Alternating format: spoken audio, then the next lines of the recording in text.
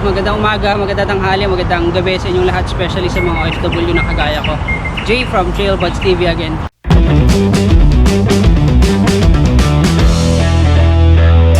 Share ko lang yung mga tools or gears na dala-dala pag pupunta ng trip.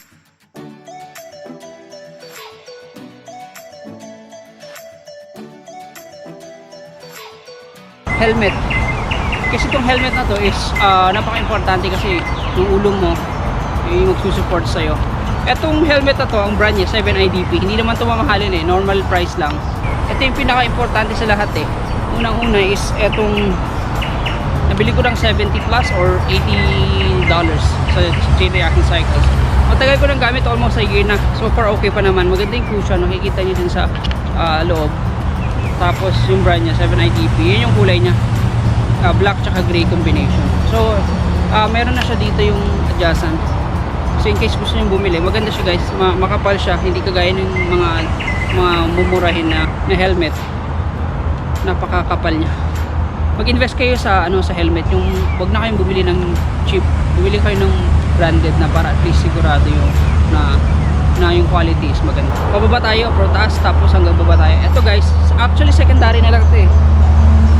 Init ah, post na post tayo. So actually secondary na lang to. Ang purpose kasi na ito, headband, para hindi bumagsak lahat ng pawis mo sa mukha tsaka pumapasok sa mata.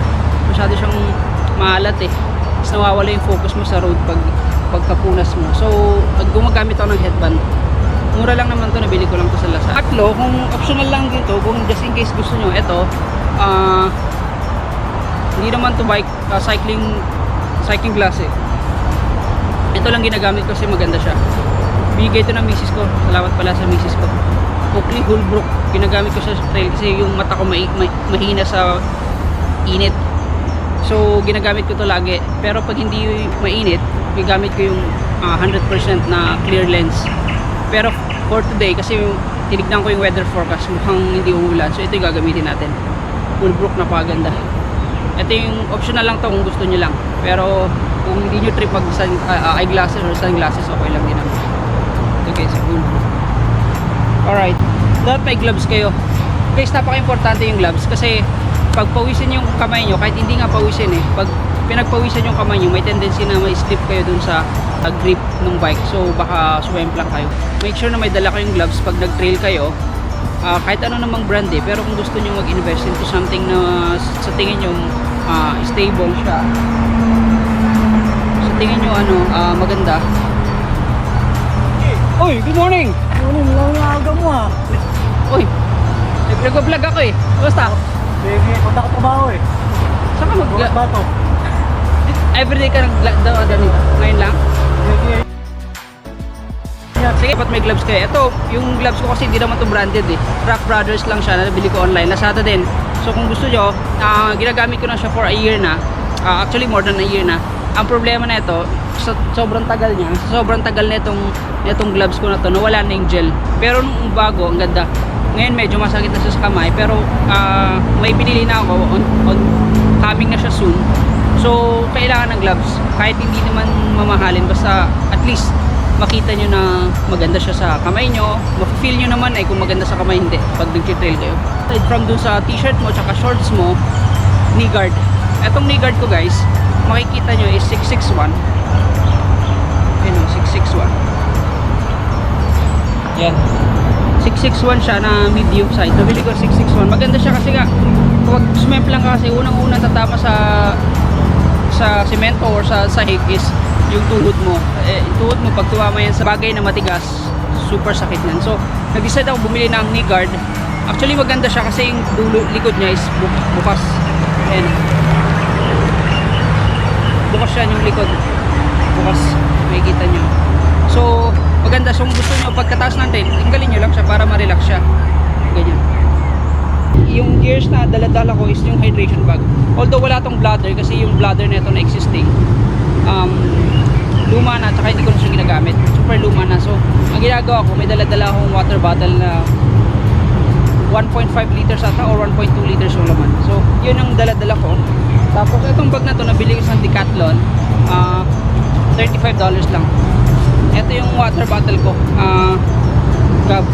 online ko lang dito nabili, mura lang, 1.2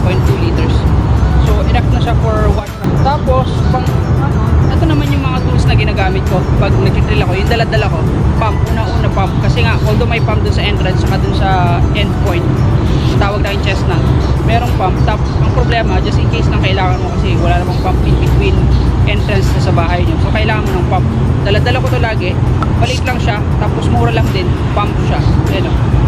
BT Win. Decathlon din. Binigay lang to nung bumili ko ng lumang bike. Ano nila, libre. Tapos guys, meron ako dito, may lagayin kasi ako nito, multi-tools. Yung multi-tools ko iba-ibang size. Meron siyang yung sa dulong part, meron siyang chain breaker. Ayan o, pantanggal ng chain. Pantanggal siya ng chain sa dulo. Tapos ito natatanggal. Ito yung pang ano mo. Ito yung pang-ikot mo. Yan. Yan yung purpose na. Itong dalawa. Tapos ito, mayroon iba-ibang sizes. So just in case gusto nyo. Rock Brothers din. May ilaw sa Rock Brothers. Hindi ko nabubuksan guys. Inner tube to. Just in case masiraan yung gulong ko. Although naka-tubeless naman siya. Pero in case lang. Kasi may tendency naman na masisira yun. Hindi na kaya ng sila. So may dala-dala ko laging tube. Ang size na ito, masyado siyang malaki. 2.8. Para at least compatible both harap ko tsaka likod na tire.